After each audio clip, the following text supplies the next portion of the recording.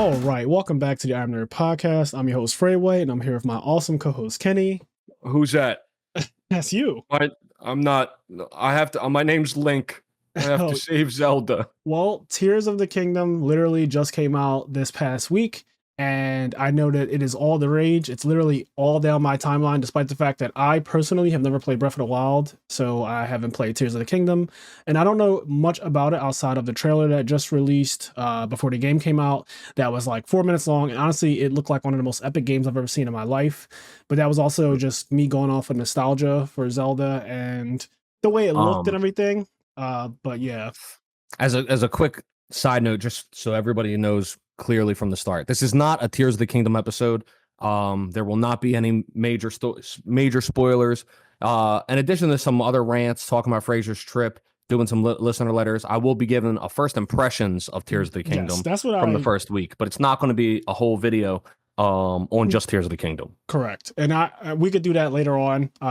Me, you, Anthony can have a podcast episode where we discuss the new Zelda game, Tears of the Kingdom, and stuff like that. But yeah, I am curious to know your first impressions, because I saw that the game is being reviewed and received very well across the board.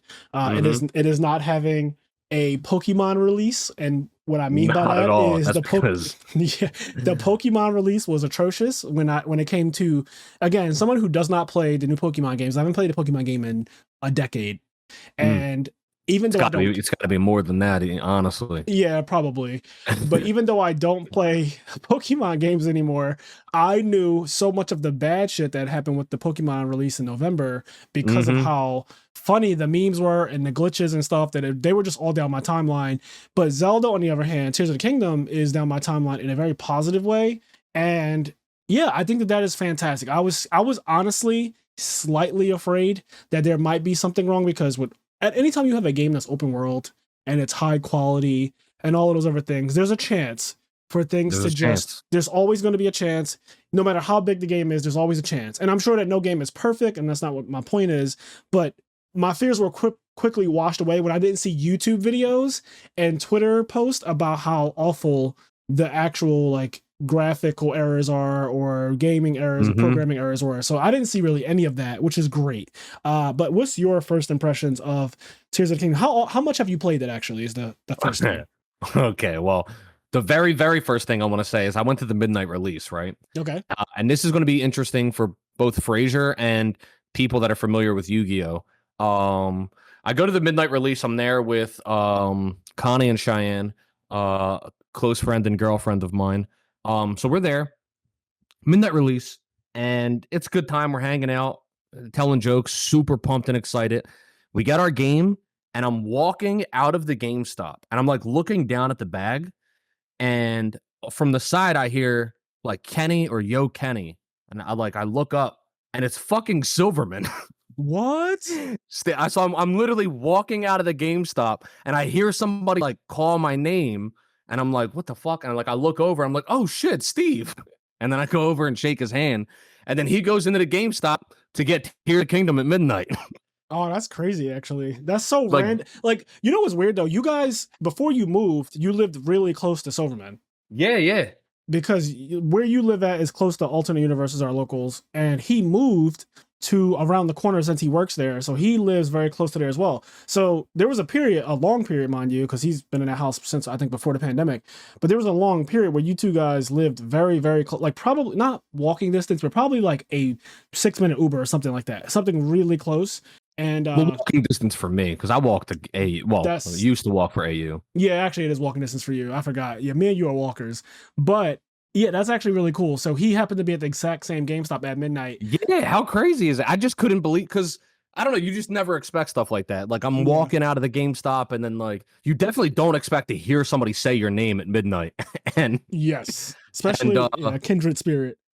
Yeah, that was cool though. I was cool. I just seeing him go in. Everybody was excited. Everybody was pumped. So that's cool. I'd love to know his thoughts on the game so far, but. He said that he thinks Breath of the Wild was cracked. He just doesn't have the attention span to actually complete a game like that, but he likes playing it. So it's one of those things where I'll buy it, I'll play it. Kind of like Grand Theft Auto, you'll do a bunch of stuff, sandbox with it. Yeah. But what's awesome about this game, Breath of the Wild was already good at this. This game is maybe 20 times better at this. if you want to play it that way, where you just turn like you have no real intention of completing it because you don't have time to, you just want to turn it on and do shit. There's literally an endless amount of shit to do. Like Really? there's always shit to do. So on that note, how much have I been playing this game, Frazier? Well, let me tell you. Okay. It came out Thursday at midnight. Yep. So and when I tell you Friday morning, yep. When I tell you every possible responsibility and thing I needed to do between Thursday and literally right now, I have not done. I've been playing the game from the moment it came out Thursday till I went to bed. When I woke up till I went to woke up, went to bed, woke up, went to bed, woke up, went to bed. I've done nothing but play this game and like eat when I have to. Yep. And like it's been the only thing I fucking do. I've neglected everything. Yesterday I actually had to I had like forced myself the shower. Allegedly. No, but I had to force myself to actually get some responsible stuff done yesterday. But I wasn't happy about it. And then literally today, I've been playing most of the day today, and then I had to do shit like wash the dishes and like make food. Your message to me on my way back from California to do The Matrix next week was a godsend because I hadn't watched either movie. So I was supposed to watch them on the way to LA, like at least the first one, and then I was supposed to watch the second one on the way back. That just didn't happen. Neither one happened. And so when you messaged me, I was like, because what I was going to do is Monday I got back home from LA at 9 a.m. I got back to my apartment probably around 10 a.m. I unpacked all my stuff and I was completely back to kind of normalcy around 11 a.m. And then from 11 a.m. to 12 p.m., I decided that I was going to shower and just like, just get myself reacclimated with being back home and being in a different time zone again because I had been in LA since last Thursday. So 4 days with a completely different time zone and also a lot of partying and clubbing and stuff like that. I had to kind of get back to normalcy. So when I got back, I was like, my initial plan was, okay, I'll just watch both of these movies because I have plenty of time before we record. I'll watch both of these movies and then we'll do the podcast on The Matrix, the first one and the second one, which was the plan. And we'll be fine. And then you messaged me and was like, yo, do you mind if we just do like a different episode for the next one and we just do The Matrix next week? And I was like, oh, that actually works out perfectly so well. Because, which I kind of, I was like, I don't see you stopping to watch these movies on the first weekend. I already watched them. Oh, wow. You watched them before the game came out, I assume. Listen, I knew. I tried to get as much done as possible before the game came out. Like I was like calling different like things that I knew that needed to be done. Yes. I was trying to get them done as much as possible before Thursday because I knew when this game came out, good fucking luck getting me to do anything else. Like that's what it's like when Monster Hunter comes out. I can't focus on my life. Like my personal life goes out the window. And it was really hard with Monster Hunter Rise and Sunbreak because we had started a podcast for like around those games. As that generation of Monster Hunter came out, we were podcasters and we were doing so many episodes and so much other stuff. And I was like, I don't know how I'm going to fit this in. We somehow managed to get through. We actually got through it. But that first, it was funny because I remember at that time, like when Rise came out, there was like, we'd be hunting like the hour leading up to having to just record the podcast. We should have just recorded the podcast. We were just like hunting. We should have just recorded and then had more time after, but whatever. But we would hunt, record, and then just like go right back to hunting. Like as soon as we were done recording. Yeah. Those first 2 weeks are hard, man. They're really hard. And so I imagine same thing for you with Tears of the Kingdom. So on the note of what I was saying about if you just endless stuff to do, how much have I been playing this game? Answered literally like every waking moment I've been trying to play, right? What's so amazing is that I have not been even a little bit bored. I've been insanely entertained, finding new stuff, cool stuff, having a ton of fun. When I tell you I haven't progressed the main story even a little bit, I literally haven't progressed the story even a little bit. Like, would you say that you're like 20 hours of gameplay though by now? I'm way more than that. I love this for you. I love way more than that.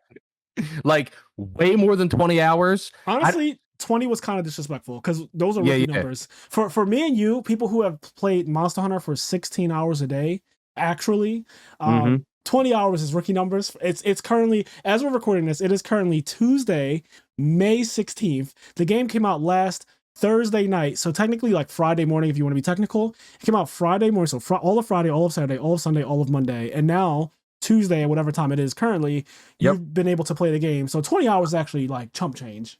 For Friday, Saturday, and Sunday, I literally played no less than between 16 and 18 hours. Yep. I've only been sleeping like 4 hours. Like Yep, I that's the literally usual. have been going to bed like at sun up and being awake within 4 hours and Yeah. playing again till Sunday. It's been horrible. But it's amazing. You know what's crazy? The amount of energy that we get from playing a new game that we really want to play is insane. Like every time I have a hard time being motivated for work or motivated to do anything else in my life, like going to the gym, things that I just came back from the gym and stuff. Everything that I do where I lose motivation, I always think it's crazy that if a Monster Hunter game came out right now, right? Or if a Final Fantasy game came out right now, or if a Kingdom Hearts game came out right now, I would somehow, for a week straight, well, not Kingdom Hearts, but for a week straight on the other games, I would be able to play them literally for 16, 18, 20 hours a day with minimal sleep, minimal eating in between, minimal showering and everything, just to enjoy them that much. And I get this boost of energy that like, I don't need to do many other things. I can just somehow play it. But you know, other stuff like, again, going to the gym, hell no. It's just like, dear God. Yeah, it's insane. Like so at least 16 hours a day for 3 days, and then like 6 hours the night it came out, 6 hours today. I've been playing a lot. And in terms of main story, like, so the game starts off and there's kind of like an initial prologue type area. Is it you cool? complete it's fucking awesome. It's incredible. It's fucking insane. Can I just ask a quick question? Because I know that you start off without all of your stuff. You don't have whatever money you had and all that stuff is gone. And I think like your master shield and stuff like that is gone or whatever, which is like what you'd expect. That's not really a spoiler. It's like what you expect from every single Zelda game ever. You just kind of start off without all your items. But do they kind of, because this is one of the Zelda games that is a direct continuation from the previous one. Like it is actually a lead-in. So what happens is, so you're basically asking, like, how do they explain why you suck? So this is the question I've been asking about Final Fantasy VII Remake. When we play the next one, right? I'm wondering how are they going to make it where I don't have Firaga, Thundaga, Curaga, and I don't have all the weapons that I had that are open. Well, they could just nerf the weapons or make the weapons stronger. That one's easy. But having Curaga is always going to be Curaga. You know what I mean? Like I was thinking that the best way, and this is an aside, but I was thinking the best way they could do it is you meet Riku for the next part of the story. Not Riku. I'm sorry, completely wrong. Yuffie. Definitely not Riku. Yeah, definitely not. I was thinking about another thief like type character.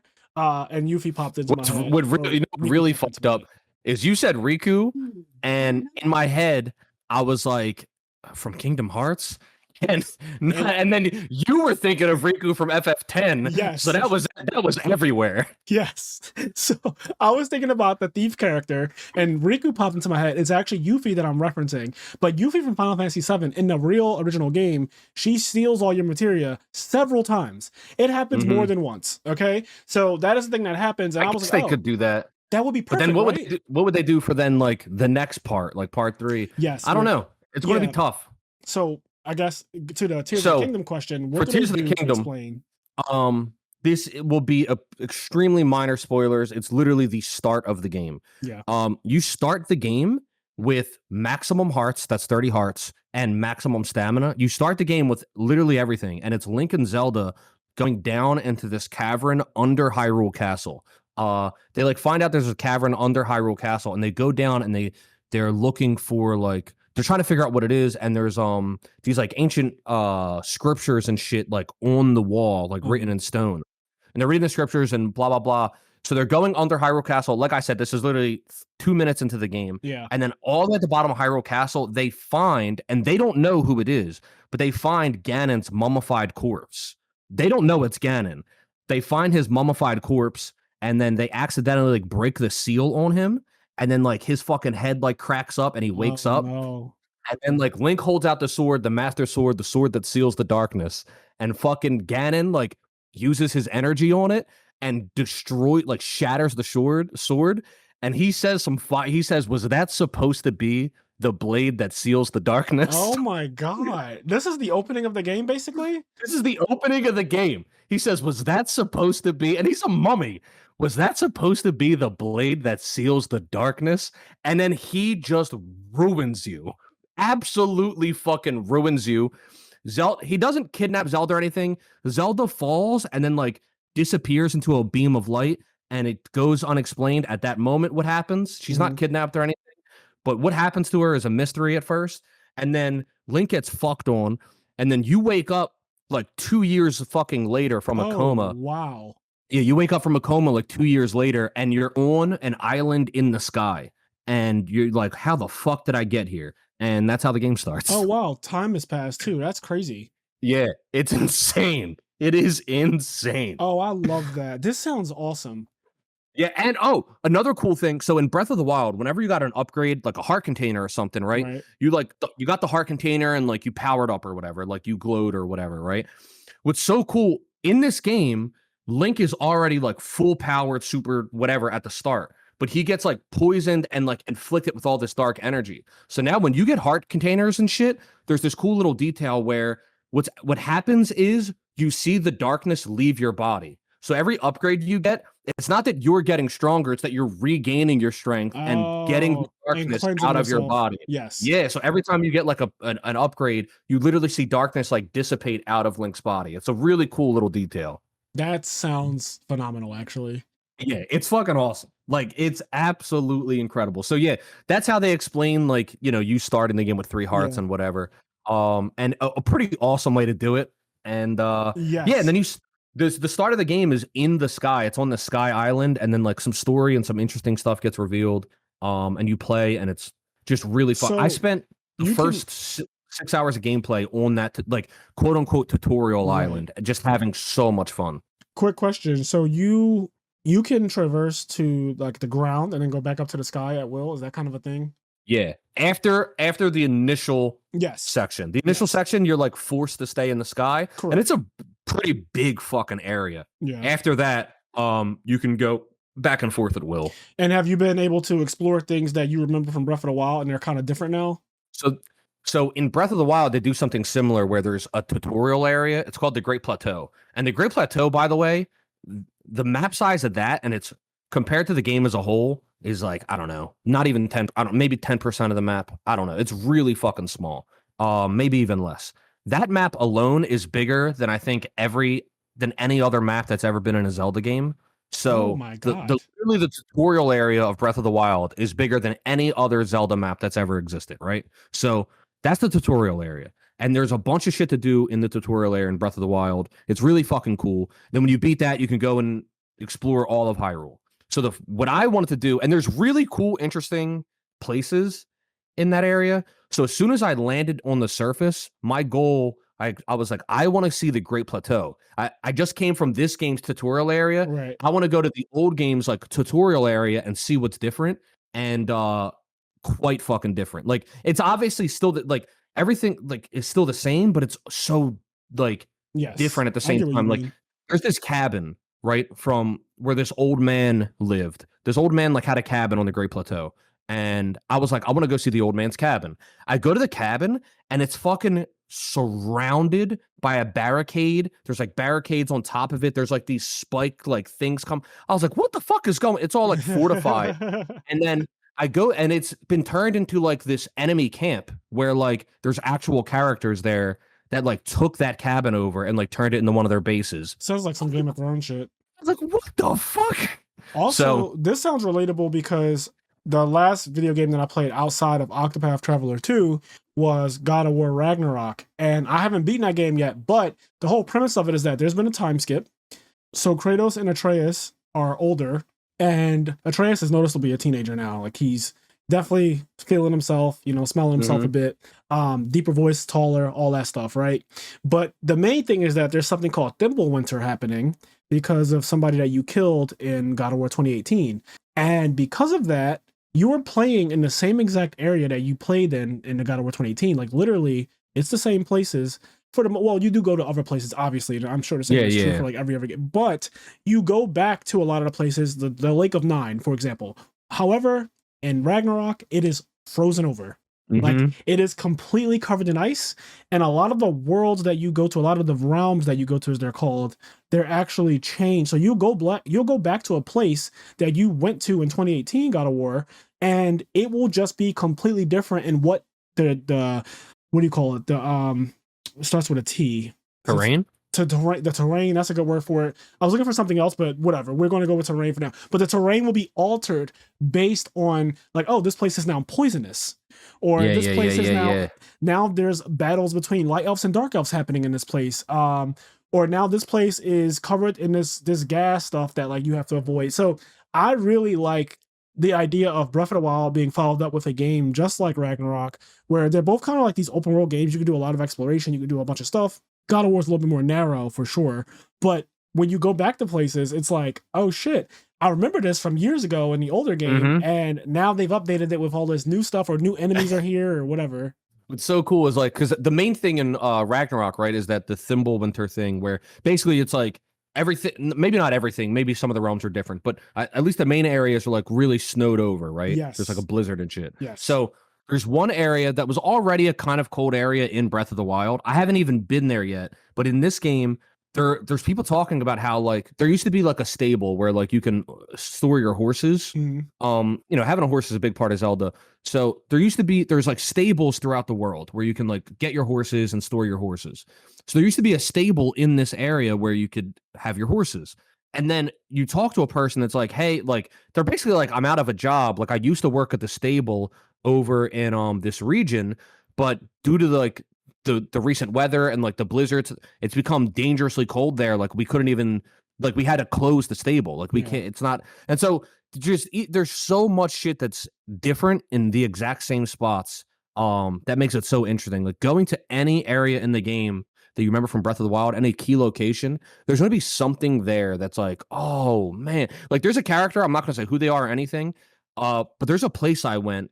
And I think most people that even played Breath of the Wild wouldn't realize this. There's this place where there's like a stone sticking out of like the hill, and it's on top of this hill. And if you just look at it, it just looks like a stone on a hill. But if you're familiar with the lore, you'll realize that's essentially a grave site for somebody. But it's like never called attention to or nothing. Like it's just in Tears of the Kingdom, there's essentially a grave site for somebody, and like the game calls no attention to it. From Breath of the Wild, yeah. Oh, that's and really cool. the game calls no attention to it at all. You just have to like realize that's what it is. And I love shit like that. Like just little lore shit like that is so fucking interesting. Also, I imagine that because it's been 2 years. Do they say 2 years? Like they don't say 2 years. They don't say the exact time frame. At least not yet. Maybe at some point they do. Yeah. They don't say the time frame, but an amount of time has passed because when you finally make it back down to the surface, there's a bunch of stuff that's different that the current Link doesn't recognize because they built like this whole like outpost basically. When Link and Zelda went missing, they built like this whole outpost to go look for them. And so when they see you again, they're like, "Holy shit, Link! Like we literally built all this to go looking for you and Zelda. Like that's amazing. You guys are okay." And Link explains to them that he doesn't know where Zelda is, and they're like, "Oh shit!" And then it's like so. They're still like looking for Zelda, and you're looking for, and like nobody knows where she is. It's not that she's kidnapped or something. She's literally, it's a mystery what happened. The reason why I even ask is because I was wondering if certain characters have visibly gotten older. Like if there was maybe like a little girl character or a little boy character, and you saw them in Breath of the Wild, and then in Tears of the Kingdom you see them again, and they're visibly taller or lankier or older in some way. That would be kind of cool to see. Off the top of my head, there's one character.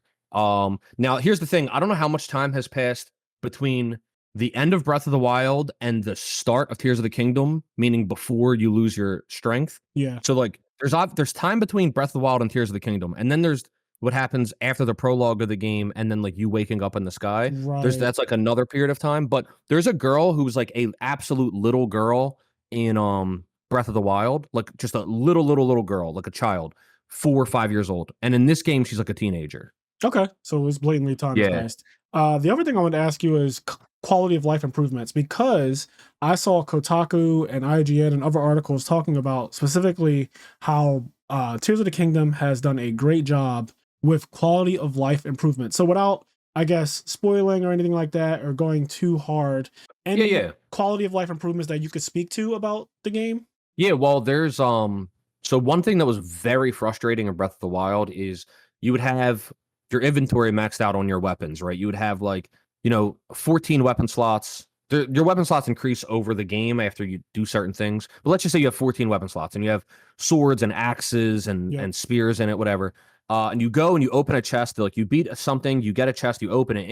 In the chest is like a frozen sword, right? and then like, oh, that's cool. But your weapons are full. So then it'll go like, you have no room in your inventory, and then the chest will just close. And then you have to open up the menu and like find an item that you want to get rid of and like drop it. So what happens now, and it's a really small change, you open up the chest, the sword's in there, and it's like there's no room in your inventory. And then boom, it immediately brings up a little sub menu and allows you to just scroll through it and pick if you want to drop a weapon. So I thought you were going to say it goes to like some random PC box like in Pokemon somewhere that is just stored. He's like, no, you still gotta drop something.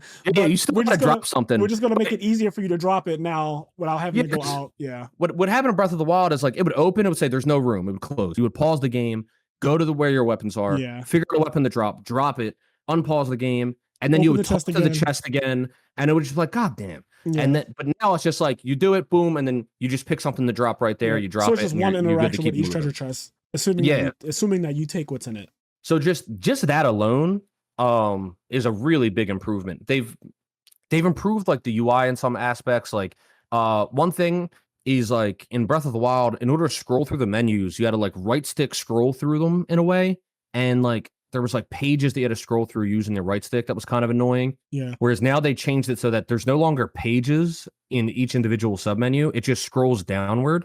So you don't have to scroll through pages. And then you can just like tap through menus. Just like little UX stuff that makes the game cleaner and easier to play and like just move faster. Yeah. We love user interface, any improvements to that. I love stuff like that.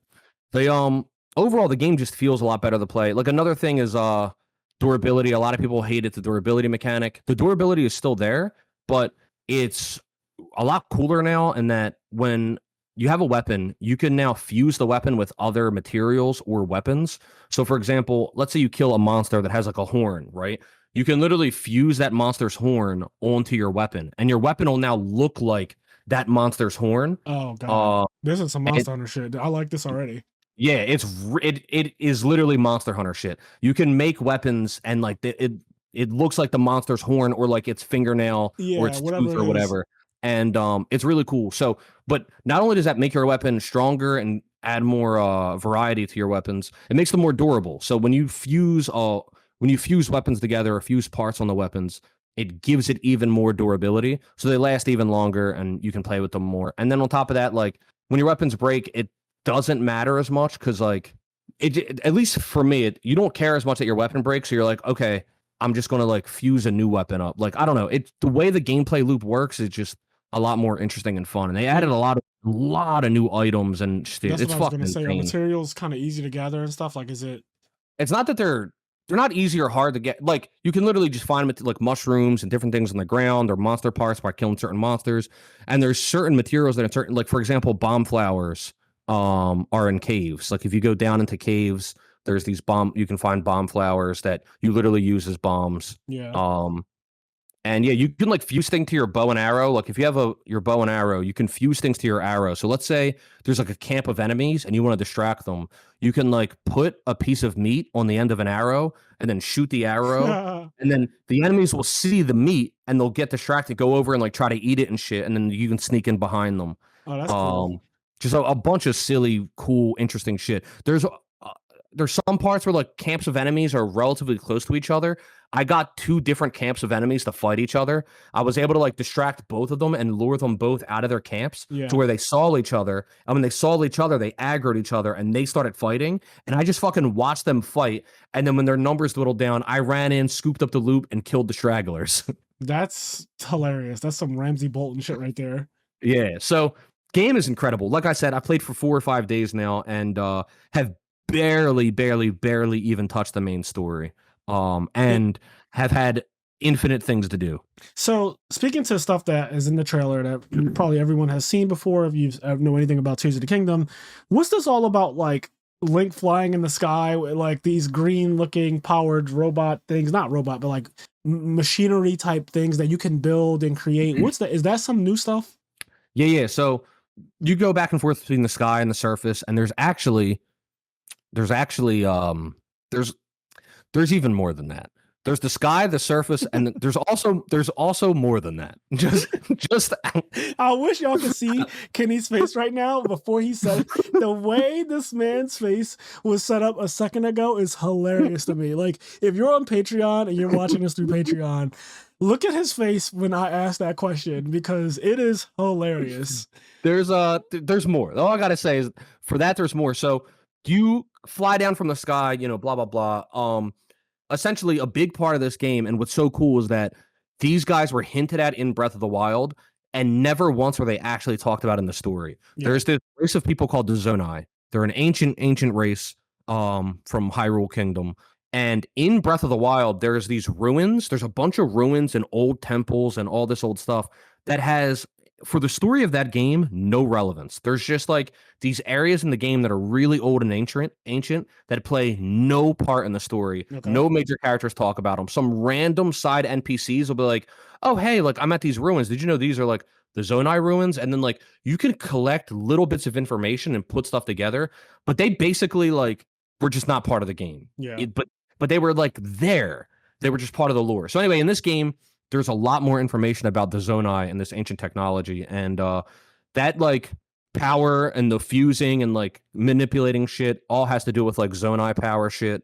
And you can just like create vehicles. Like I created like a hovercraft, like that I was saw all flying these around. vehicles and stuff and just random pictures as I'm scrolling Facebook and I'm You I'm can. like, what the hell? Somebody said Tony Hawk Pro Skater. There was a point where Link was basically grinding on rails, kind of look like, or something. You can just make shit. Like it's insane. Like Ant made a tank, like literally like made a tank, and he drove up to like a boss monster and was just like shooting this tank at it.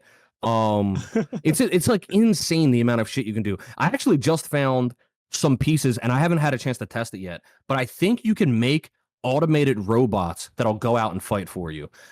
Based on like pieces that I got and like the descriptions of them, I think if I put them together a certain way, I can make automated robots that'll just go out and fight shit for you. But I haven't had a chance to actually do that yet. So yeah, there's some crazy shit. When it comes to building this machinery, the pieces that you end up finding throughout the game, they're permanents. Like they're just stuff that you'll always have.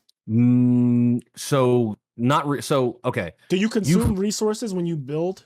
So when you build, you don't consume any resources raw. Like you can just find anything in the like sheets of wood or concrete or rocks or boulders or logs and whatever, and you can just like get it and like fuse it together, and like you can get like 4 logs and like fuse them together and like make them stick together, and then like put a propeller on the back of it and essentially create a raft and like just put it in the river and just like go down the river. This is wild. And you can just find shit all over the world, and you can just like put it together and make whatever you want, whatever you can think of. This is wild. Yeah, but in terms of eventually you get a power that allows you to favorite your creations, like things that you built, you can favorite it, and then you can automatically rebuild it anywhere, even if you don't have any materials with a cost. Like, so let's say you build a raft out of like wood and a propeller, and like you have a steering stick, and you want to, there's water and you got to get across it. There's nothing around to build a raft. You can like recreate this raft that you already built and go. It costs these materials. It's this ore. It's like this really precious ore called zonite, and essentially you can like recreate anything that you made, and it'll cost the ore. Gotcha. And so there's this place you can go to where there's a lot of really hard enemies, and the enemies are also mining that ore. So you have to like kill the enemies to get rid of them, and then you can go mine the ore to build up an excess of ore, and you can use that ore to then recreate your things, even if you don't have sufficient materials. And what's cool is that you also use that ore for other stuff. It's not like there's nothing in this game, there's no like currency that only is used for one thing. Like that zonite is essentially its own currency that you need to use for this one thing, but it's also used for other things, for other upgrades. So there's always like room for choice and room to want to farm more and do more stuff. And it doesn't really feel like anything in this game has only one use. Everything in this game can be used in like a multitude of ways. Yeah, so it's a full ecosystem. That's good. Yeah. Are there rupees? Oh yeah, there's rupees. But it's cool, like you never, like old Zelda games, like enemies don't just drop rupees. Like you'll never kill a monster and like a rupee will spawn. Same thing with hearts. There's no like hearts that come out of grass. Like you only heal off of like eating food, and you only get rupees from like you mostly either get rupees from humans. Like either people give them to you as rewards for side quests, or certain human enemies will drop rupees when you kill them. Right. Or mining ore. There's like ore that you can mine, or like lifting up rocks. There might be like, because rupees are essentially like a metal or whatever. You can find them in those ways. Okay, and then the last question before we move on. So, what's your favorite thing so far about the game? The game. It's my favorite thing so far about it. Uh, uh, but specifically, it's really hard to say. Yeah, It's hard, that's a it's very hard to boil it down to one thing because the game, like you already said, the game is so much of an ecosystem that thrives off of each element interacting with each Mhm. other. That it's hard for there just to be one thing that I like the most because Yeah. like If somebody asked me every the same question for Sunbreak, I would have a hard time. yeah, like every one thing interacts with other things. Like if there's a thunderstorm, like the game is coded and programmed in a way where like if there's a thunderstorm, lightning can strike, and lightning is attracted to metal objects. So regardless of whether or not Link is there and Link is interacting with it, lightning will strike a piece of metal, and if there happens to be grass around, it might light that grass on fire. And like all of that happens regardless of whether or not Link wants it to happen. Yeah. And that happens sometimes to your benefit, sometimes to your detriment. The world like just fully exists and does shit without you needing to interact with it in many ways, and then you interact with it and make even more nonsense happen. So yeah, it's funny. Nick, our friend who's a game designer, was we were playing and he was like, I do not envy the programmer that had to figure out how all of these things, all of this stuff that we can do and build has to interact with the water. He's like the fucking physics engine and figuring out how the buoyancy and all this shit is going to interact with the water system in this game. He was like, "Fuck that! You couldn't pay me to do it." He was like, I cannot imagine how fucking frustrating it was to get all of that shit to work and interact correctly." Yeah. That's actually very interesting. We take it for granted because we just play the games. We don't actually make them or program them. But you have a friend who we will have on this podcast one day, but he literally knows what goes into, making games and how difficult it can be to just physics. Like, right? That's what we're Yeah, talking yeah. about. Physics in games. We take it for granted. I just, sometimes I am awed. I am awed by physics sometimes. And Monster Hunter Rise and Sunbreak, the whole wire bug mechanic is all physics based, and it's really cool what you can do with it, but I just kind of take it for granted. I'm like, I love this. And Yeah, yeah. Like and I this is have, fun. but I never thought about what goes into actually making things work. Like Yeah. what goes into the fact that you can wall climb and what walls are climbable, what walls aren't, and what your animals can traverse and what they can. All those and how monsters interact with the terrain, especially the verticality of it all. There's a lot that goes into it. You talking about climbing just reminded me of, I guess you could call this a quality of life change. It's weird. It's like a quality of life change, but it's also like a gameplay. Like you have to do stuff for it. Um, One thing people complained about a lot in Breath of the Wild was when it's raining, it's harder to climb. So like if you're climbing and it's raining, Link can like slip and he'll like slip down the hill that you're climbing. And people hated that. What they've added is just like new enemies, not enemies, new critters. Like there's a sticky lizard and a sticky frog that Yeah. I found. I don't know if anything else does it, but basically, if you like collect these, you collect these. You like there's wildlife in the game that you can collect. Yeah. There's like boars and bears and lizards and frogs and fireflies, and they all have an effect on things. And so, like this specific breed of lizard and frog, you can use them to make elixirs, and you can make a sticky elixir, which essentially gives you a boost to where you won't slip if it's raining, so you can climb in the rain. And so basically it's one of those things that I think is really cool, like for example, like in Monster Hunter, where you can make the game harder or easier on yourself depending on how much you prepare. If you prepare and ahead of a time while it's not raining, you decide to create some elixirs to make it so that you can climb in the rain. When it does rain, you're like, oh cool, I'll drink this elixir and I Yeah. can climb this mountain without being bothered by the rain. And I like that because this game is like kind of a survival game in a way. So being able to prepare and build yourself up to be able to tackle situations that will happen down the road is part of the gameplay loop. Okay, that's all fair. I like the way it sounds. This sounds honestly so far very fun, very creative, very fantastic. It's giving me slight Fortnite vibes when I think about the building, how you can basically build things. You said put a propeller on some logs and put a little Yeah, steering you can do wheel on it. You got a raft. all kinds of crazy They were shit. like, you Because know what? Fortnite there is was extremely rafts popular. in Breath of the Wild, but they were kind of inconvenient to use. Like the rafts in Breath of the Wild just weren't convenient to use. Yeah. And they've really fixed that a lot in this game where they just made you interacting with the world feel so much more cohesive. And Breath of the Wild was amazing. That's what's insane about this whole experience is that Breath of the Wild was already a spectacular, magnificent game. I mean, it And was it's game of the year. crazy. The year it came out. Yeah, it's crazy that this game makes that like it's hard. I imagine it'll be hard for me to go back and play Breath of the Wild. It being one of the best Zelda games ever made, it's going to be one of the hardest ones for me to replay now because like Tears of the Kingdom feels like an absolute straight upgrade, whereas like Breath of the Wild and Tears of the Kingdom aren't necessarily upgrades to Ocarina of Time or Wind Waker or Twilight Princess because they are different experiences. Yes. Whereas this game directly competes with Breath of the Wild and feels like it's better in every way. So I feel the same way about Monster Hunter Rise, Sunbreak, and Monster Hunter World. So Monster Hunter World is one of the best Monster Hunter games I've ever played. And when Rise came out, I was like, well, outside of specifically just graphics, Monster Hunter Rise is better than World in every way. And from like a straight up gameplay perspective, from a quality of life perspective, it is just a straight up better game. The way you get around maps, so you don't have polymutes in Monster Hunter World, so and you also don't have wire bugs. So literally going from place to place, there's a lot more running and climbing than there is like Rise and stuff. You have so many options for how you traverse the map, including and you can fast travel in Monster Hunter World as well.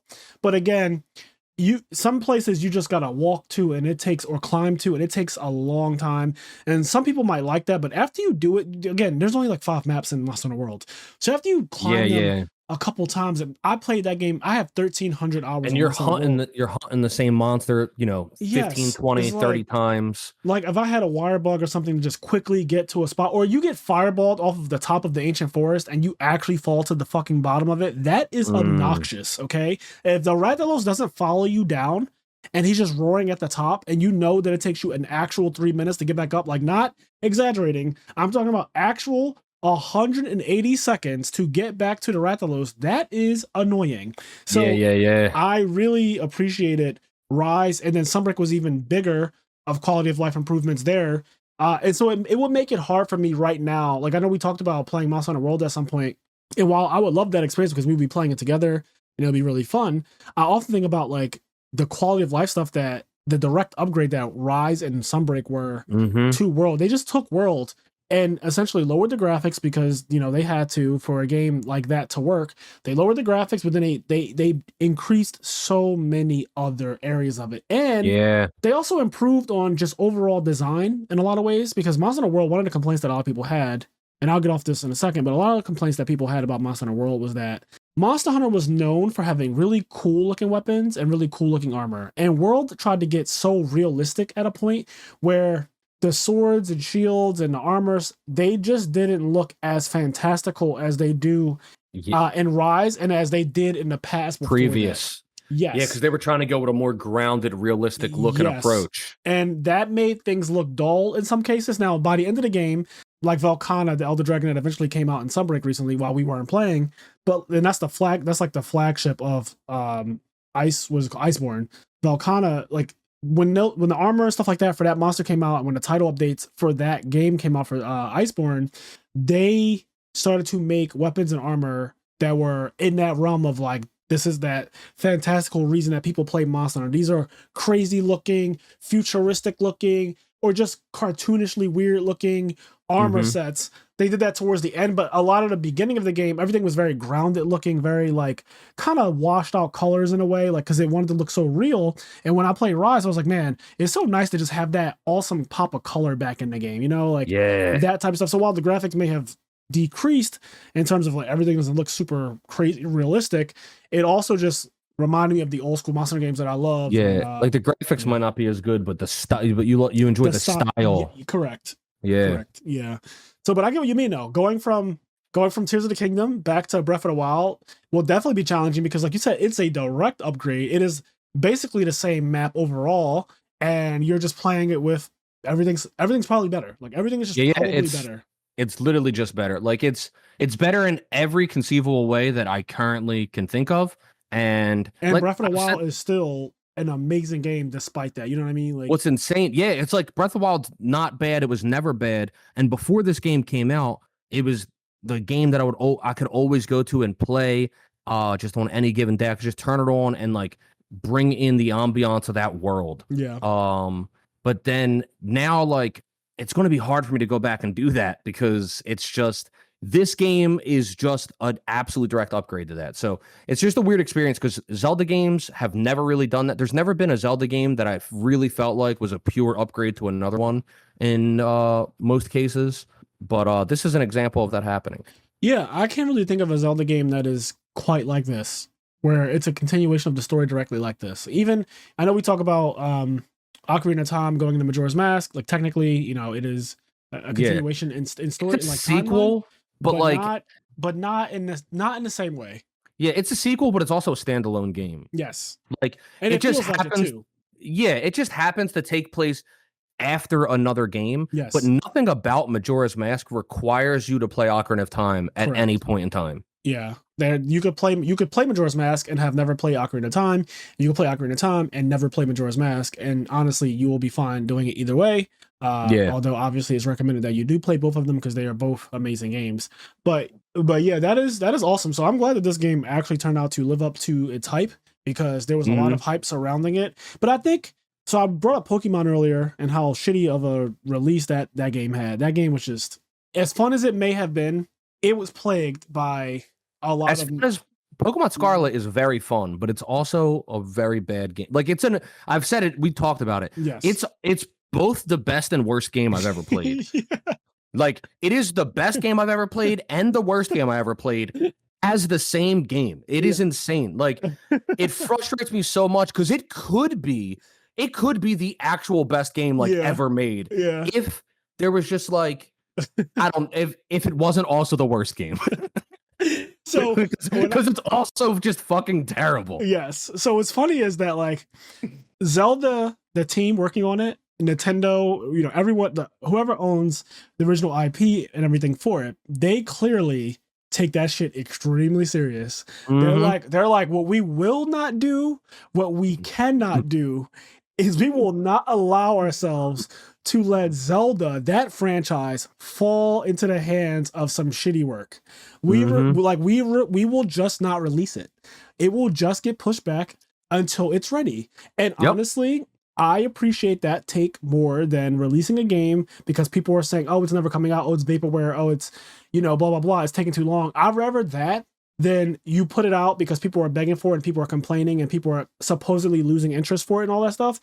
I'd rather just not rushing a game out ever. Like, I never want that. I had to unsubscribe from a couple Zelda subreddits just over the years since Breath of the Wild came out, because what started to happen is eventually they announced the sequel to Breath of the Wild is in development, right? And at the time, that's all we knew. The sequel was in development. And then I think a year passed and people were raging. And every day on Reddit, crazy. There'd be a post we still have no information. What's Nintendo doing?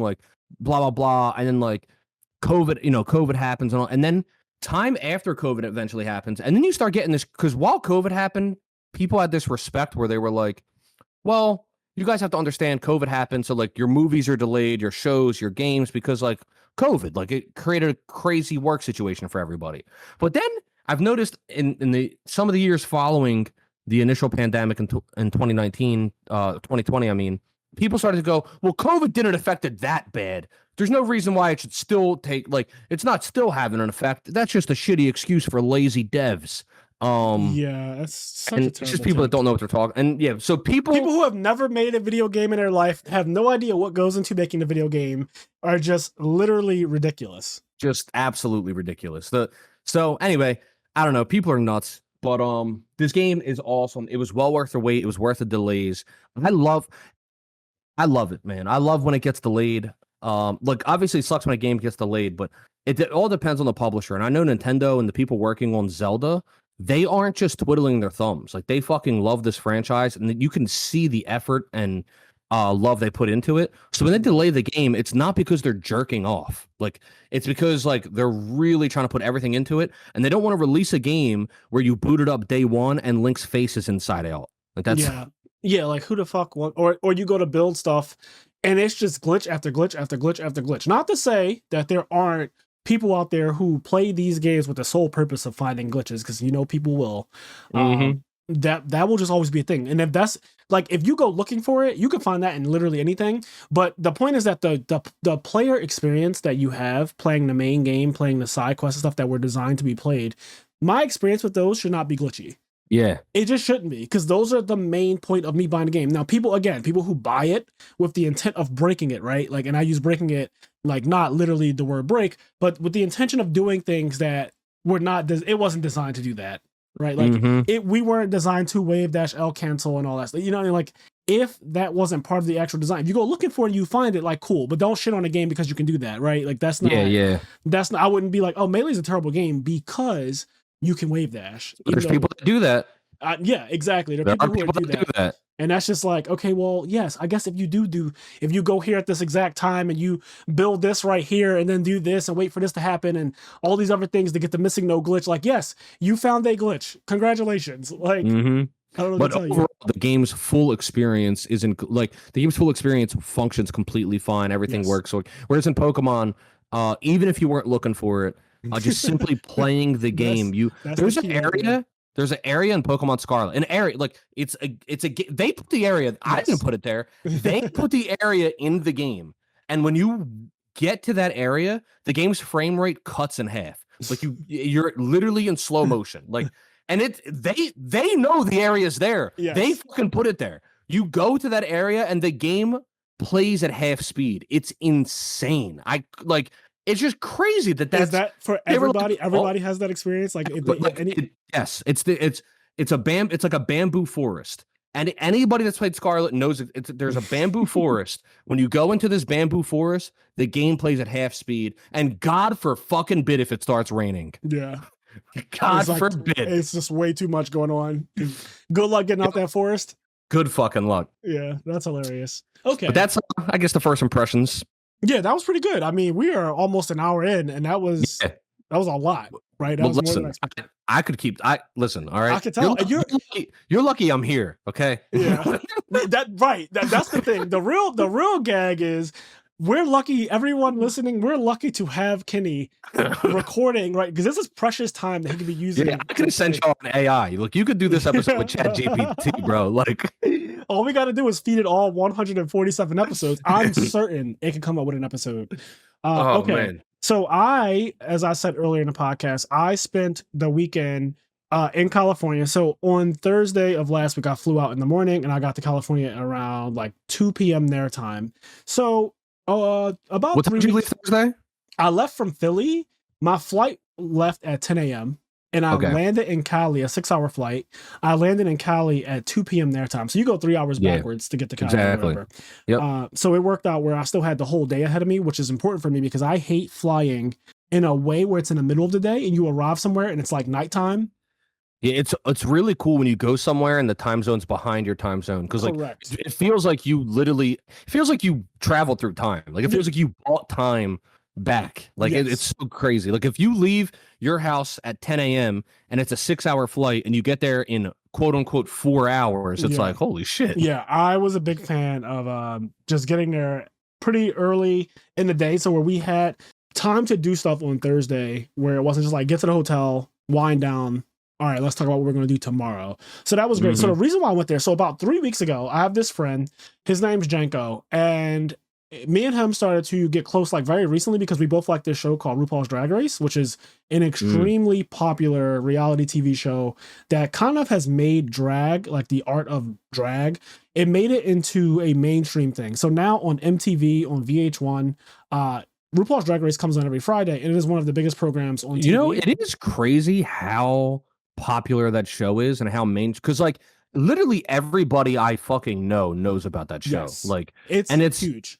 It sounds like something that would be really niche because it's like a drag race thing. It used to be. Like, yeah, but it is very successful and like I would argue that it probably helped change some perspectives around I won't say the world, but at least in America. Oh, 100%. On certain things. It's been very successful at opening people's eyes to like not only drag culture, but queer culture in general.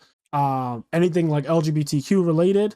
It definitely kind of opens your eyes. Even myself, right? Like somebody who I am homosexual myself, but I never really knew anything about drag. I didn't really know anything about trans people. I didn't know anything about like even lesbians and stuff like that. Like I don't know much about other. Like I only know about myself, and that's pretty interesting because that group LGBTQ plus That whole group is lumped as a group, but they're Yes. all individual groups. Like you're gay, so it's funny because like it'll be assumed that like you're an expert on trans and lesbian culture, I but got like asked a question what do you know recently. about lesbians, like you fuck with dudes. Like why Yes. would you know anything about them? Literally, I got asked a question a couple weeks ago about trans people, and I was like, I'm going to answer this to the best of my abilities, just based on what I've seen trans people talk about on TV and just like what I've read and things like that.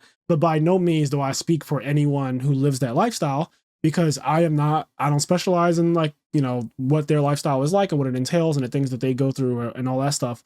But I answered the question to the best of my abilities, and he was like, okay, yeah, that's really interesting. And that was just kind of the end of it. But like you said, people do kind of umbrella the whole queer group into like one. And just like how we say cancer, right? Like this person, my grandmother died of cancer. It was like, yes, that's an umbrella term. Specifically, she died of melanoma. Or specifically, she died of breast cancer, or specifically, she died of lung cancer, or all these different kinds of things that are all considered cancer. Some of them don't even have cancer in their name. Like melanoma is just called melanoma. It is skin cancer, right? But there are all these different kinds of things that affect the body, and all of them affect it differently. And we just kind of call it like, oh, cancer, or like whatever. And it's not necessarily like if I'm talking to a patient about one type of thing, and the treatment for that is different, everything that you do for that, the therapy for that is completely different. And so the same is true when it comes to people's sexuality and stuff. But so my friend Janko, me and him both watched Drag Race, and we're both super fans of it, clearly because there was this thing happening called DragCon in LA, and it happens every year, right? And so it's literally a ton of the queens that you see on TV. They are all in a convention center, and they all have their own booth, and it's decorated and like everything. And you could do meet and greets with them. You could buy their merch. So I bought a bunch of t-shirts and stuff like that. But you buy their merch, you get to take a picture with them, you get to talk to them and stuff. And I had never been to a drag con before, but I wanted to go for like a couple years. So it's interesting. I started watching Drag Race in 2019 because of a coworker. She got me into it, and it has been one of the best things that ever happened to me because I just love the show so much. It's very entertaining. Like it's funny. If you like fashion, it's that. It's just a great show. And RuPaul is now, I believe, the most decorated Emmy winner of all time or something. I think he has the most wins of any human that has ever walked the earth for, you know, he has the most Emmy wins, period, of any one person. He had 14 years ago. So he had 14 Emmys. And I've read that stat like in 2021, I think. And I know he's won more since then for being the best host of a TV show. I'm pretty sure he's won that category pretty much every year for the last God knows how long.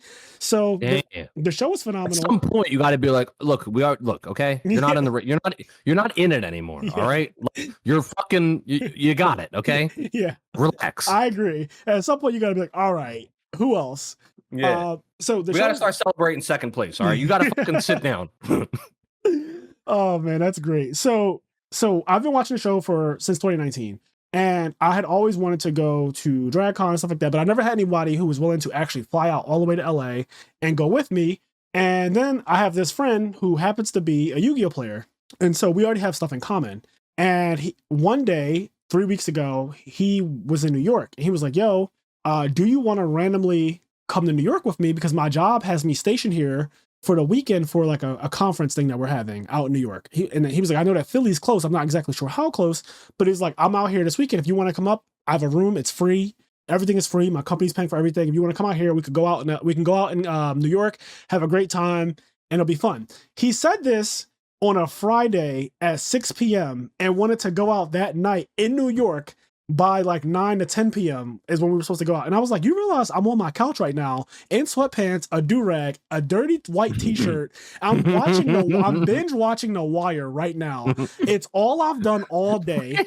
Not you watching The Wire, wearing a Wire uniform. Yes. Like sweatpants, taking a do-rag. Literally, I was dressed like a character. Of the fucking Wire. I was dressed like a character from The Wire, I swear to God. On my couch, just like it was fully 6 p.m. when we were talking. Yeah. And he's like, yo, do you want to come out tonight in New York? And I was like, you realize I haven't showered today. I haven't done anything. I was just it was like a Netflix day. You were just chilling in the house. It was blatantly an HBO Netflix day. I had planned to do nothing. I ordered a pizza. It was just a fat, lazy day for me. And he's like, so I was like, Janko, there's no way I'm getting up right now to catch an Amtrak train at 8:30. So at 6 o'clock, I was like, there's no way I'm getting myself together, packing a bag, getting showered, putting on a nice outfit because we're supposed to go out. Like, there's no way I'm doing that. We kept talking, and somehow he convinced me to do that. And so I found myself hopping in the shower, pulling out one of my best fits, packing a bag for the weekend, and booking an Amtrak ticket to go to New York that night. Okay, That's so absurd. I get to New York and we party until 4 a.m. And I haven't been clubbing in months. Like, it has to be, I want to say it's been at least eight months or more. It might be a year. I was reluctant to say a year because I feel like that's just too long. But I don't go clubbing often at all. And he convinced me to do it. For some reason, it just felt right that night. Like, I just felt like it was something I actually wanted to do, clearly, because he convinced me to do it. They would have never got me out of that house. Oh, yeah. It was everything about it. I was like, this is wild that I'm actually doing this, and you're a crazy person. So while we're having the conversation, as I'm on Amtrak, which is like an hour and a half, Amtrak is insane, by the way. So the ride from Philly to New York is usually like 2 hours. Amtrak cuts it down to an hour and 20 minutes. Which is insane. And you can get from Philadelphia, you can get from my apartment to New York in an hour and 20 minutes. It's 7:30 right now. I could be in New York by 9 p.m. if I leave right now. That is insane to me. So I get there, we go to a bar, we drink, we take pictures in Times Square, and we dance, which I don't normally do, but when I drink, I am the most dancey. He does dance when he drinks. Listen, Kenny saw me at Friendsgiving. On Thanksgiving, yo. Yes. My man was living. Listen, when I get alcohol, I feel so good, like the liquid courage, and just like the one girl put that Beyonce album on. It was over. Oh my God. Listen, you put that, and that Beyonce album was on definitely in New York as well. And so I had the time of my life in New York. And then we were like, yo, DragCon is in 2 weeks. Would you, because like I don't know people's money situation. I never do, unless they're overtly like rich or whatever. I'm usually very sensitive to people's finances, because I always say, like, I'm a person who I don't have children and I'm single and I have a lot of disposable income, to just be like frank about it. I just have a good amount of disposable income. So I do things on a whim that normal people probably just don't do. And this is not me like trying to brag. It's just to put in perspective that I was planning to fly out to LA, book a flight 2 weeks out, which is very like, short notice, book a hotel and book tickets to this thing that was going to cost me well over $1,500, right? Like this trip is going to be $2,000 minimum. And honestly, when you consider food and everything else, it's going to be more than $2,000 also. So I was asking him, every time I take a trip somewhere, mentally, I tell myself I lost $5,000. Yeah. Because like the trip may be so much, but after you factor in food and travel while you're there, and like, I don't know.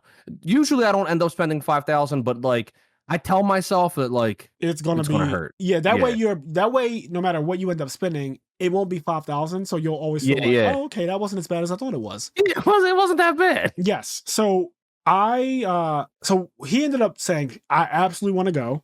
And we booked our flights like right then and there. So we booked our flights, then we booked the hotel, and then we booked the tickets, and we did everything. We booked everything literally.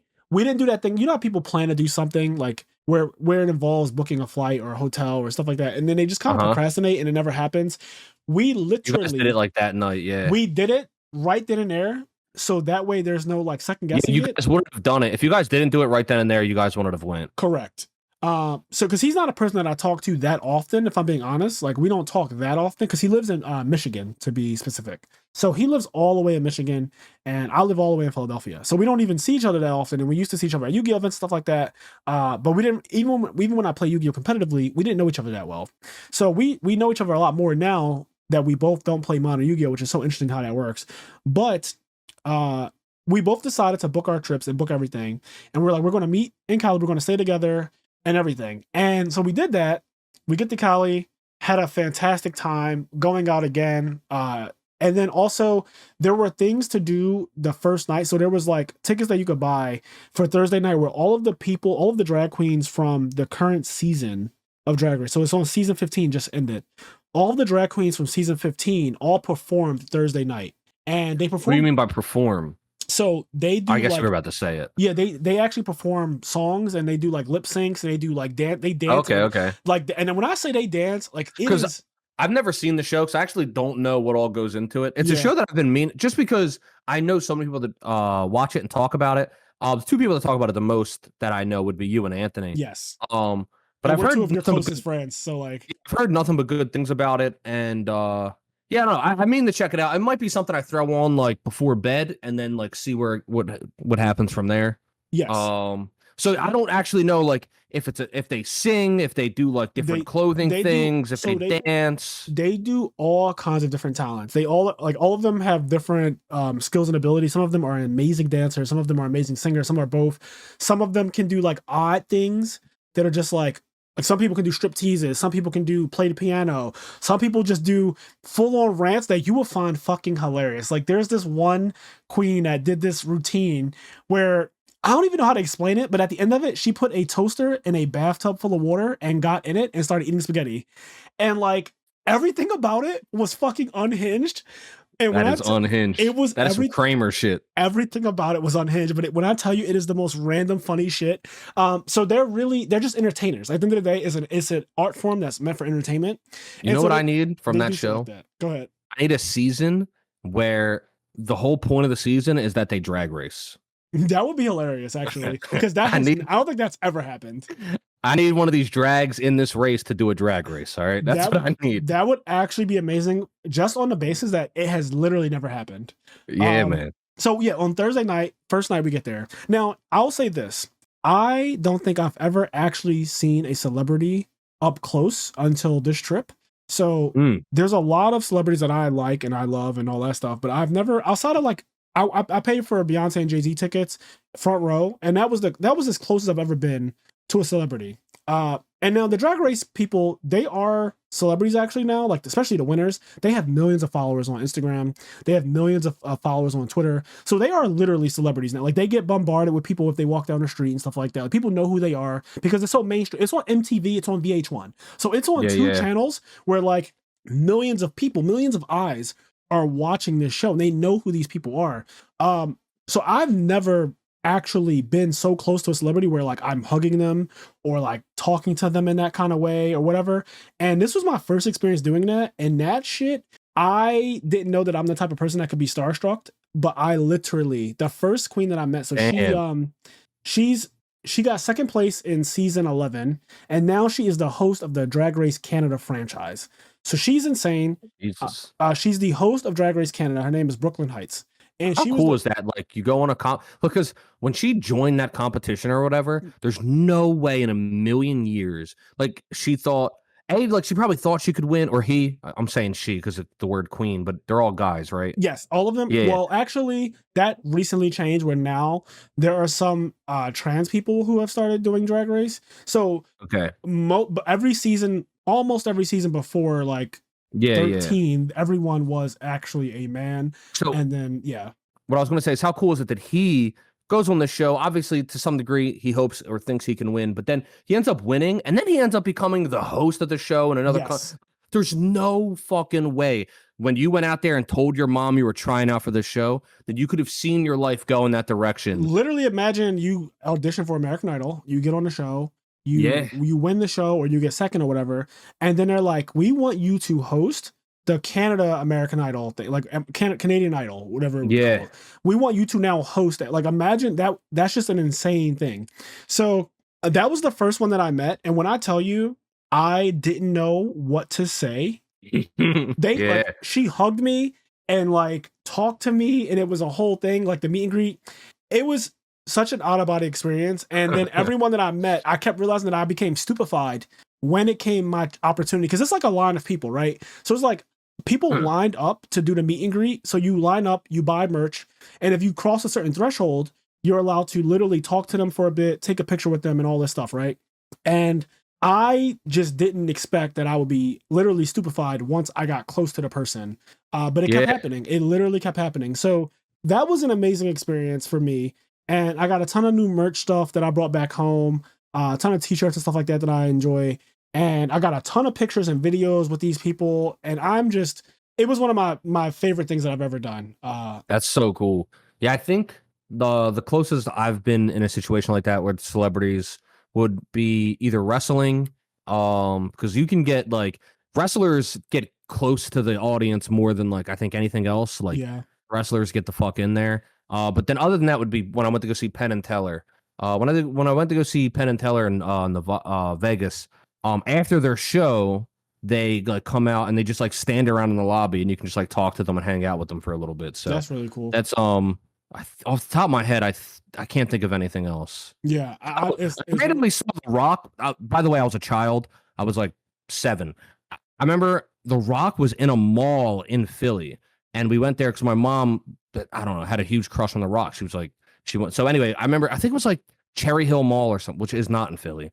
I think like The Rock was randomly at the Cherry Hill Mall, and I saw him there. But other than that, yeah. Anyway, yeah, go ahead. he's a celebrity that cannot walk around anymore. Not at all. Like when you were 7, he might have been able to get away with it a little bit. The Rock is now, I think he might be, if it's not Cristiano Ronaldo, The Rock might be the most followed person on all of Instagram, or like top 10 on all of Instagram. So I know for a couple years, he was the most paid actor. Well, I think that's still just true. I think that The Rock is still just the most paid actor in Hollywood. But he is also like, basically what I'm getting at is that he's top 10 most famous people in the entire world. Yeah. And that's just gauged by Instagram. Like Kim Kardashian's on that list, Cristiano Ronaldo, the soccer players on that list. Selena Gomez randomly is on that list. And there's a couple other people that obviously we all know. In fact, Selena Gomez used to have the #1 account on Instagram. She used to have the most followers. And then now it fluctuates between her and like Christian and other people. But yeah. Her ass ain't even that nice. I have no comment. But yeah, Cali was awesome.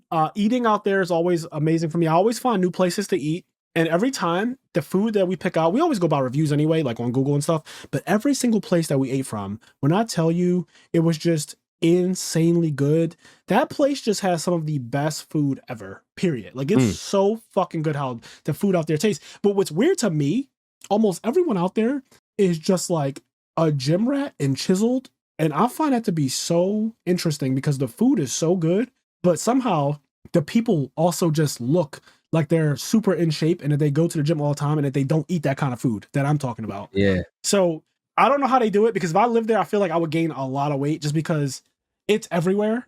It's just everything that I like is there and it's in abundance. So I don't know how you people do it in Cali, but you know, maybe you're too busy spending all your money on rent and you don't have money for food. So that's just how it ends up working out. Oh no. Maybe it just ends up working out that way. I don't know. But yeah, that was my weekend. And other things that have been going on for me. So as you all know, recently there was a tournament in North Carolina for Edison format at a place called Big Boy Gaming. And I did videos on the YouTube channel about it. I ended up going undefeated in Swiss. I ended up getting top 8. I lost in top 8. And it was a cash tournament. It was $2K, $2,000 tournament. 500 went to first place, and then it trickled down from there. Really great experience there. And after that tournament, I ended up joining the #1 team in Edison format, which is Ring of Destruction. So I am now on a team with the likes of Ronak, Hydro Pump, Cameron Saunders, Socius Ruin, and Zico. Like there's a ton of people on the team. I'm not going to go through the whole roster, but if you play Edison format, if you're in the Discord servers, you probably already know of them. I am now the newest member of that team. And yeah, that's something that I'm really happy about. Also, there is an RBET this weekend, I believe. So I'm looking forward to playing in that. So I'm actually going to be pretty much housebound this weekend. And then next weekend is a YCS in Philly. So there's a lot of stuff going on with Yu-Gi-Oh! And after this month is over, all of those weekends are just going to be Zelda weekends for me. Yes. After this month of May is over, because this is just like such a jam-packed month with stuff to do. But June, I don't have as many things to do, and that is when I officially plan to host the first IMNerd podcast Edison tournament and do I've been talking about it a while, but I want to do the 24-hour live stream and stuff like that. So all of that will be happening in June. I don't know what's going on with our YouTube channel, but like the amount of subscribers that we're getting, YouTube must be pushing our content out or something, because it is actually crazy. There's just so many people joining. Right now we're at like 1,111. I remember checking this morning and it was 1111. So yeah, I've been looking at it. What's happening is, and at some point it'll end up plateauing again, and then we'll have to do something we'll have to push it again. But it's kind of just the way the old adage, the rich get richer, right? It's the more you get people, the more you get your channel to grow, the more YouTube will then push your channel, because then more people see it, and then the more they'll push the people that might want to see it. And you know what I mean? It's just like, Yeah. it just kind of snowballs and it gets recommended more and just gets out there more. It's just the bigger you get, the easier it is to like keep that ball rolling. It's hardest to get the ball started rather than the keep it rolling, or something about physics and wood motion stays in motion. Something about, I don't fucking know. Yeah, no, I get what you mean now. I do think that there's something to be said about when something becomes popular. It's like it is like a ball rolling downhill. Like a snowball rolling downhill. It just starts to gain momentum, and then more and more people start to realize, oh, this is quality content, and I'm not the only one subscribing to this. There are already thousands of people who agree that this is quality content, so I want to be a part of it. So say all to say, we really appreciate the fact that you guys have been rocking with the YouTube content, and I haven't had a chance to record because I was on vacation for a couple days, but this week I'll be getting right back on schedule, and there will be video. I mean, we actually haven't really missed really too much of any period of time since we started taking YouTube seriously in February. But yeah, there will be content coming out still almost every day, if not every day. And yeah, I enjoy recording this stuff. I enjoy mastering the pupil. I enjoy the videos that Kenny puts together, the clips from our podcast, the video versions that you can see the full version on Patreon. All of that stuff has been really, really a pleasure to put that stuff out and then have it also be well received. And we get so many comments, and I do try to get to these comments. A lot of them, there's just a huge quantity of them, but I eventually do try to get to all of them. Yeah, that's pretty much like all I really wanted to say. We do have some listener letters, so before we get out of here, because I just want to say real quick, if you guys haven't seen it, the Frazier said he joined that team Ring of Destruction. That fucking video made me laugh so hard. There's like a video. I don't know where it is. I don't know what you got to type in to find it. Maybe Frazier, maybe I don't know what the fuck it's called, but it's on YouTube, and it's like all the guys on that Edison team, and they're doing like a ring with their hand. They have a symbol. I guess I should say we now, but we have like this symbol that's the actual Ring of Destruction. Frazier. I just wasn't. I was like, what the fuck? It was so like silly. It was just so silly. Is. Well, the idea was so funny because it happened at that Big Boy Gaming tournament. There were 4 members of ROD, as it's called for short, Ring of Destruction. There were 4 ROD members there, and they were posing for the picture as I was walking past. I was like, what the fuck is this? And they were like kind of laughing at me because I was just kind of poking fun at them. Like, what the hell is this right here? And so I got in the middle of them and I just mimicked what they were doing. And at first it would start off as a meme, and then I was like, you know what? I'm just joining this team. And then now I'm just on the team. So really, really weird. That's a rant. I mean, that's basically what happened. So yeah, now I'm on the team, and I really like it there. They're all really good players. You know, it's just cool being around people who take certain things seriously. That always really helps me to stay motivated when I'm surround myself with competitive people, because I'm such a competitive person. And sometimes people don't really get that. Sometimes people are okay with just playing their shitty quick draw deck and losing with it. And that's just not who I am as a person. You know, like I'm a person that I like to do well. I like to win. I like to be part of things that are good, like ARG, PPG in the past, stuff like that. So it only makes sense that I would be on a team like Ring of Destruction. That it just makes sense. But yeah. Okay. So anyway, let me transition over to, I have a listener letter. There's a couple of these, but we're gonna read some of these in the next one because I didn't expect our Tears of the Kingdom segment to go so long. And I have, my bad. No, that's fine. I'm glad that it did, because I think that it was really wholesome to just hear you talk about something that you love so much. I know how much you love Zelda games. So yeah, man. I would say that they're literally your shirt. favorite. Yeah, I would say they're literally your favorite games. So, okay. That's amazing. So this one comes from Ty Payne. It's directed at both of us. And he says, hey, Frazier and Kenny, I'm a big fan of the podcast and the channel. I had a few questions for you guys. 2 for Frazier and 1 for Kenny. Frazier, question 1.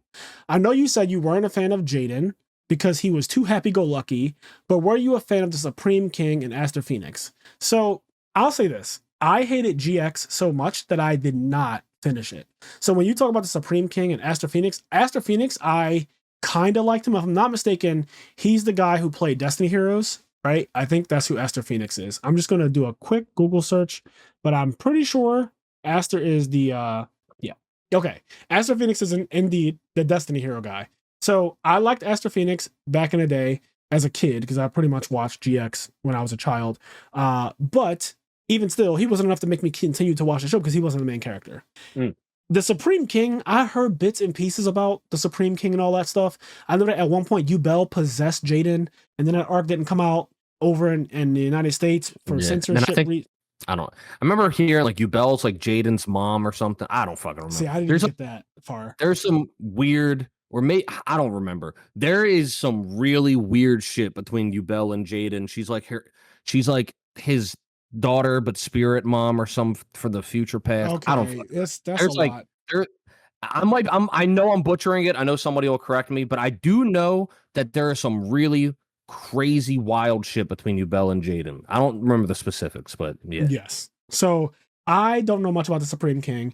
I kind of liked Astro Phoenix, but at the same time, the show was so annoying to me just because I hated the characters being so, like, again, happy go lucky, that I really can't honestly sit here and say that I found that much interest in anyone. I used to meme the fuck out of Chaz though. Chaz it up. My one friend played Armed Dragon, and I would just say that shit to annoy him constantly. But yeah, Chaz was probably the character that I memed the most, and then Zane was just a fake ass Kaiba. So I don't know. Sindonian soldier. Yeah, like all of it, GX is a wash for me. And then he said, question 2 for me was, were you a fan of the GX manga? And it's just going to be the same thing. Like, no. The answer is no. I hate Jaden, and I can't stress that enough. I do not like Jaden as a character. So I 100% was not about to start reading the manga either. All right. Kenny, this one's for you. Do you plan to play any Edison tournaments in the near future?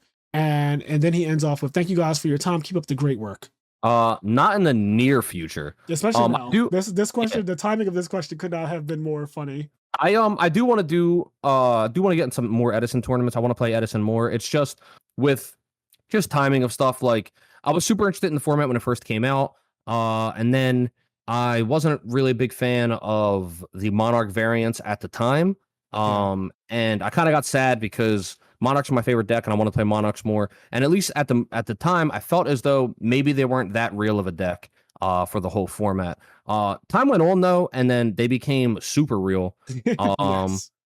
And they are like the builds became so much better. The Edison community became so much, and I feel like it happened pretty quickly where it evolved very fast with people understanding the game more and just advancing the meta. I think there's been an influx of good players into the community, basically, is what happened. So it's definitely even more interesting than it was before to me, and I want to do more tournaments and stuff. However, it's just with working, especially coming into the summer, my work schedule gets a lot busier in the summer. I work more in the summer than I do in the winter. With that, and then I also just moved, which obviously all of that stuff is winding down. Like the moving stuff isn't as hectic as it was, but there was a lot of weeks where it was super hectic, and during those weeks there were certain things that ended up getting neglected, and on different sides. So I'm trying to catch up on some of that, and then on top of all of that, in terms of, like we said recently, this new Zelda game came out, and basically nothing else matters to me at the moment while I'm going to be playing this. But I do plan on entering Edison tournaments, but in the near future, the answer would be no. Yeah, because their commitment, they're usually on Saturday mornings. And I don't know exactly what your schedule is like on Saturday morning specifically, but they also just take up basically the whole day, especially if you do well. Yeah, that's the other thing. That's the other reason why I kind of stopped playing the format as much as like other people did. Most normal people, their days off, their weekends, their break from work is the weekends. Yep. And that's when all the tournaments are and everything. And that's when I work. I work Thursdays, Fridays, Saturdays, sometimes Sundays, sometimes Wednesdays. Those are the days that I work. So it's really difficult. Like, for example, I wanted to go to, it's funny because now I don't really live close there anymore. Right. But I love the fact that Fraser and everybody was going to AU every Thursday. And I wanted to be part of that and go there more. And I went a couple times, but I work Thursday and there's just no way. And I work during the times when everybody would be at AU. So there's unfortunately no way for me to go and really do those things on all of those days with everybody else and interact on those things on the weekend. Because for me, my weekend is Monday, Tuesday, Wednesday, usually. Right. Okay. Well, thank you so much, Ty, for writing in. Next, we have a listener letter from Austin Cruz about Yu-Gi-Oh! Talk. So I'm assuming this is from our episode with James Ark, because that was the last Yu-Gi-Oh! Talk episode that we did. I also have some more exciting guests coming up for Yu-Gi-Oh! Episodes, so be on the lookout for that. Anyways, Austin says, first off, even with how much you guys go over, Yu-Gi-Oh! Episodes never feel long enough. I've gotten that critique a lot, especially now that I've been going to more in-person tournaments. When I traveled for the PS5 tournament, I told the story about there was a guy who sat across from me. He wasn't my opponent, but he was sitting next to my opponent. And he was like, you need to make the podcast longer. And I said, who are you talking to? Because the podcast is already on average, the podcast is 2 hours. Some episodes are obviously going to be shorter, but some of them are just straight up way longer than 2 hours too. But I was like, we do it based on just the vibe, right? Like we don't force the episode to go to a certain time. We also don't cut it at a certain time either just because we have to. Like some episodes literally go to 3 hours and 30 minutes. But I know that you guys love the podcast so much and it helps you get through your day. And I appreciate that you love it so much and that you guys support it. But yeah, that is something that we hear often. And so Austin says, yes, first off, even with how much you guys go over the Yu-Gi-Oh episodes never feel long enough, I always feel like I learn so much from them or become aware of something I've been doing without realizing it. Definitely have to agree that the better players now know how to deck build, but they also have to know how to grind since the combos don't always win it.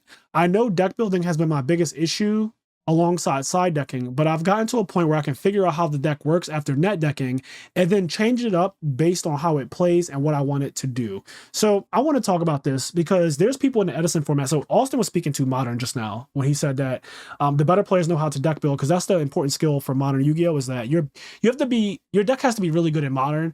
Technical play, you can kind of go on YouTube and figure out, like, you can watch the combos, and then from there, once you know your combos, you just have to know how to play through hand traps. And that's essentially like the game, and then how to break boards and stuff like that. And like, again, not to dumb it down or say that there is no skill in that, because I said there are two different skills, like the deck building that you do in Modern, and then the technical play that you have to have in old formats. Anyways, so he's talking about Modern, but I can actually relate this to what's happening in Edison right now, where there's a lot of newer people coming into the Edison format Discord servers, the format library Discord servers, and they'll post their build in one of the channels. So there's like a Blackwing channel, a Value channel, a Zombie channel, a Frog channel, etc.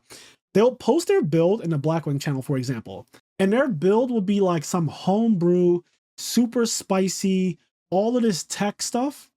And I get it. It's like, okay, this is how you've been playing Blackwings with your friends, probably before you found out about the online community, which is way more advanced, way more developed. But the reality is, and this is the critique that a lot of them get, or the advice that a lot of them get, is there's a website called edisonformat.com, and there are sections for every single deck in the format. And I mean every single one, even the bad ones. And you can click on them, and it will give you deck lists that have done well in actual tournaments. And they always recommend that you use one of those decks first. Like, actually just take it straight as it is, use it, and then tweak it from there. So I appreciate that you said it, Austin, like you can net deck, because I don't think there's anything wrong with net decking. To be clear, my entire Yu-Gi-Oh career when I was younger started from me net decking Adam Corrin and Paul Leviton and Shane Scurry and all the other top players, Jerry Wang. I net decked all of their decks and then changed them slightly just for my own preferences and stuff like that, until they were refined enough to, I felt like, okay, this works for me. This is what works for me.